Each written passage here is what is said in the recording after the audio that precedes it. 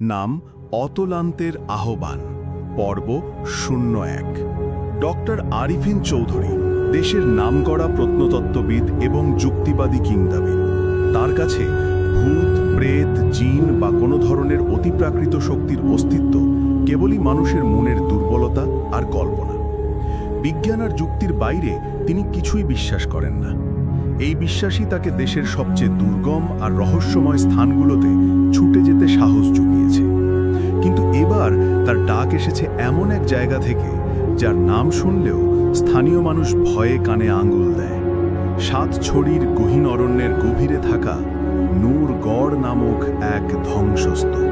সরকারি অনুদান পাওয়ার পর আরিফিনের গবেষণা দল নূরগড়ের দিকে যাত্রা শুরু করে। তার দলে রয়েছে তারই ছাত্র, তরুণ ও উৎসাহী প্রত্নতত্ত্ববিদ রাহিম এবং দুজন স্থানীয় শ্রমিক। যাত্রা শুরুর আগের রাতে আরিফিনের কাছে একটি ফোন আসে।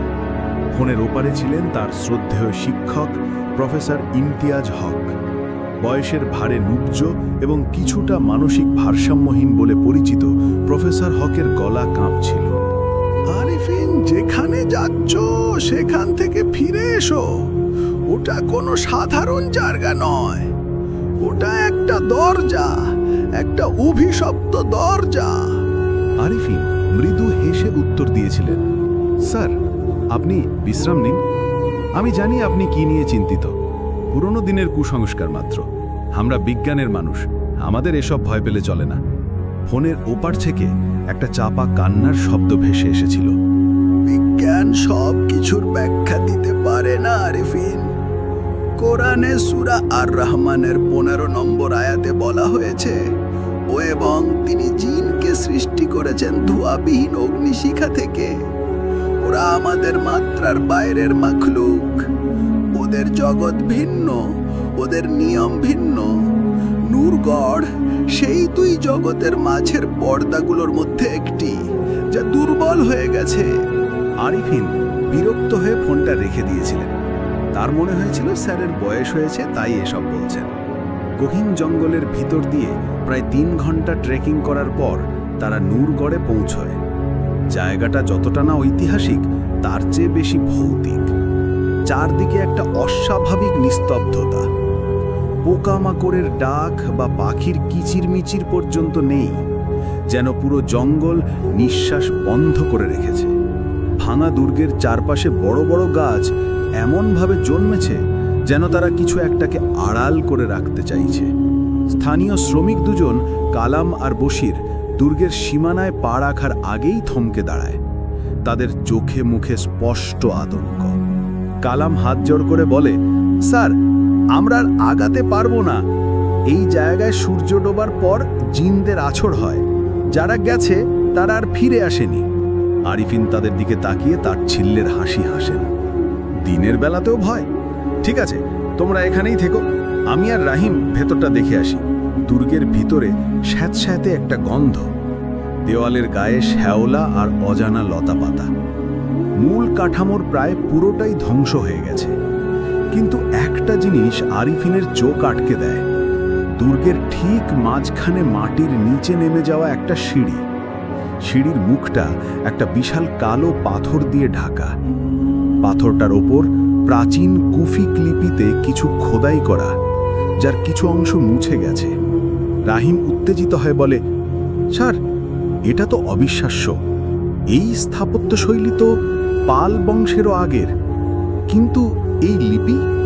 আরিফিন ঝুঁকে পড়ে লেখাটা পড়ার চেষ্টা করেন। তিনি আরবি এবং প্রাচীন লিপিতে পারদর্শী। লেখাটা অস্পষ্ট হলেও কিছু শব্দ তিনি পড়তে পারলেন। নিঃশব্দের কয়েদি, সদা, প্রতিধ্বনি। হে পথিক, যদি প্রাণের মায়া থাকে, এই সিলমোহর ভেঙো না। সে কথা বলতে চায়, কিন্তু তার জিহ্বা কেড়ে নেওয়া হয়েছে। এই কথাগুলো আরিফিনের মতো একজন যুক্তিবাদী মানুষের মনেও ক্ষণিকের জন্য একটা শীতল স্রোত বইয়ে দেয়। কিন্তু পরক্ষণেই তিনি নিজেকে সামলে নেন। এটা হয়তো কোনো গুপ্তধনের ঘরের প্রবেশপথ। পুরনো দিনের শাসকেরা এভাবেই ভয় দেখিয়ে সম্পদ রক্ষা করত। পরের দিন সকাল থেকে তারা পাথরটা সরানোর কাজ শুরু করে। কালাম আর বশির হাজার অনুনয় বিনয় করার পরও যখন আরিফিনকে টলাতে না পারল, তখন তারা কাজ করতে রাজি হলো, তবে একটা শর্তে। সূর্য ডোবার 1 ঘন্টা আগেই তারা কাজ ছেড়ে চলে যাবে। বিকেল প্রায় 4টে নাগাদ অনেক চেষ্টার পর পাথরটা সরানো সম্ভব হলো। একটা বিকট ঘর্ষণের শব্দ তুলে পাথরটা সরে যেতেই ভিতর থেকে ভ্যাপসা, ঠান্ডা আর পচা মাংসের মতো একটা গন্ধ বেরিয়ে এলো, যা প্রায় সবাইকে বমি পাইয়ে দিচ্ছিল। ভেতরে কোনো গুপ্তধন ছিল না, ছিল কেবলই একটা গভীর অন্ধকার কোঠুরি। কোঠুরির ভেতরে কিছুই দেখা যাচ্ছিল না। টর্চের আলো ফেলেও এর শেষ খুঁজে পাওয়া যায়নি, যেন এক অতলান্ত গহ্বর। হঠাৎ করেই পরিবেশটা বদলে যেতে শুরু করে। আকাশ পরিষ্কার থাকলেও কেমন একটা থমথমে ভাব চলে আসে। জঙ্গলের সেই অস্বাভাবিক নিস্তব্ধতা আরো গভীর হয়। কালাম আর বশির ভয় কাঁপতে কাঁপতে কাজ ছেড়ে দিয়ে গ্রামের দিকে দৌড় দেয়। তারা যাওয়ার আগে শুধু বলে যায়, স্যার, আপনারা ভুল করে ফেললেন, আপনারা ওকে জাগিয়ে দিয়েছেন। আরিফিন আর রাহিম একে অপরের দিকে তাকায়। রাহিমের চোখে কিছুটা ভয় দেখা গেলেও আরিফিন ছিলেন অবিচল। তিনি তার দামি ডিজিটাল ভয়েস রেকর্ডারটা অন করে গহ্বরের মুখে নামিয়ে দেন, যদি কোনো শব্দ বা বাতাসের কম্পাঙ্ক ধরা পড়ে। রাত নেমেছে। জেনারেটরের আলোয় তারা তাদের তাঁবুতে বসে দিনের ডেটা বিশ্লেষণ করছিল। বাইরে ঘুটঘুটে অন্ধকার। জেনারেটরের শব্দের বাইরে আর কোনো আওয়াজ নেই। সেই গহ্বরটা খোলার পর থেকেই আরিফিনের মাথায় একটা অদ্ভুত অনুভূতি কাজ করছে। তার মনে হচ্ছে কেউ যেন তাদের ওপর নজর রাখছে। হঠাৎ জেনারেটরটা একটা বিকট শব্দ করে বন্ধ হয়ে গেল। চারদিকে নেমে এলো কবরের মতো নিস্তব্ধতা আর অন্ধকার। রাহিম ভয়ে চিৎকার করে ওঠে। আরিফিন তাকে শান্ত হতে বলে টর্চ জ্বালায়। ভয় পেও না রাহিম, হয়তো তেল শেষ হয়ে গেছে, আমি দেখছি। কিন্তু আরিফিন যখন তাঁবুর বাইরে পা রাখেন, তিনি যা শোনেন তাতে তার রক্ত জল হয়ে যায়। তিনি শুনতে পান যে বনের ভিতর থেকে কেউ রাহিমের নাম ধরে ডাকছে, কিন্তু কণ্ঠটা রাহিমের মায়ের, যিনি 5 বছর আগে মারা গেছেন। রাহিম, বাবা, এদিকে আয়। রাহিমও সেই ডাক শুনেছে। সে ফ্যাল ফ্যাল করে আরিফিনের দিকে তাকিয়ে থাকে। তার মুখ থেকে কথা বেরোচ্ছে না। আরিফিন তাকে তাঁবুর ভিতরে টেনে নিয়ে আসেন। রাহিম, ওটা তোমার মনের ভুল, ভয় থেকে হ্যালোসিনেশন হচ্ছে। কিন্তু এবার আরিফিন নিজের নাম শুনতে পান। তার মৃত বাবার কণ্ঠে কে যেন তাকে ডাকছে। আরিফিন, তুই আমাকে একা ছেড়ে চলে এলি। এবার আরিফিনের শরীর বেয়ে শীতল ঘাম নামতে শুরু করে। তিনি বুঝতে পারেন এটা সাধারণ কোনো হ্যালুসিনেশন নয়, কারণ এই কণ্ঠগুলো শুধু তাদের কানে নয়, তাদের হৃদয়ে এসে আঘাত করছে। তাদের সবচেয়ে দুর্বল জায়গায়, তাদের সবচেয়ে গোপন কষ্টে। তারা দুজনেই ভয়ে তাঁবুর ভেতরে জড়সড় হয়ে বসে থাকে। বাইরে থেকে তখন ভেসে আসছে নানা রকম শব্দ, কখনো কান্নার শব্দ, কখনো হাসির শব্দ, আবার কখনো সেই গহ্বরের ভিতর থেকে আসা একটা অদ্ভুত ঘর্ষণের আওয়াজ। সবচেয়ে ভয়ঙ্কর ঘটনাটা ঘটে ঠিক মাঝরাতে। হঠাৎ করে তাদের তাঁবুর বাইরে থেকে কেউ একজন তাঁবুর কাপড়ে আঁচড় কাটে। কিন্তু এটা কোনো পশুর আঁচড় নয়, মনে হচ্ছে কোনো মানুষ তার লম্বা নখ দিয়ে কাপড়টা ছিঁড়তে চাইছে। কিন্তু তার চেয়ে ভয়ঙ্কর ছিল সেই ফিসফিসি, যা তারা দুজনেই স্পষ্ট শুনতে পাচ্ছিল।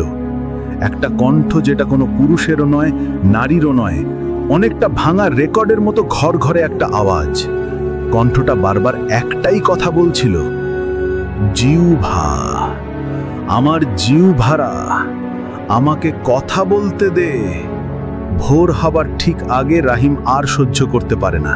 সে মানসিক ভারসাম্য হারিয়ে ফেলে। আমি আর থাকবো না এখানে বলে চিৎকার করে তাঁবু থেকে বেরিয়ে অন্ধকারের মধ্যে দৌড় দেয়। রাহিম তাকে আটকানোর চেষ্টা করেও ব্যর্থ হন। রাহিমের আর্তনাদ গভীর জঙ্গলে মিলিয়ে যায়। আরিফিন এখন একা একা। ভয়, অপরাধ বোধ আর অসহায়ত্ব তাকে গ্রাস করে ফেলেছে। তিনি তার সমস্ত সাহস একত্র করে সেই ডিজিটাল ভয়েস রেকর্ডারটা হাতে তুলে নেন। যেটা তিনি গহ্বরের মুখে রেখে এসেছিলেন।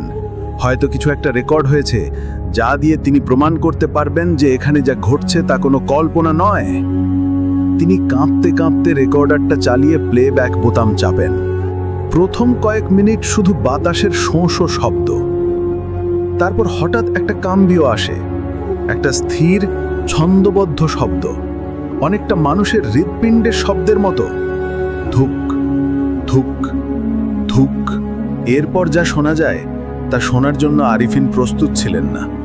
রেকর্ডারে রাহিমের গলা শোনা যায়, ভয়ে কাঁপছে, কে ওখানে? এর উত্তরে কোনো শব্দ আসে না। এরপর আরিফিনের নিজের কণ্ঠ শোনা যায়, আমরা এখানে গবেষণার জন্য এসেছি, আমরা কোনো ক্ষতি করতে চাই না।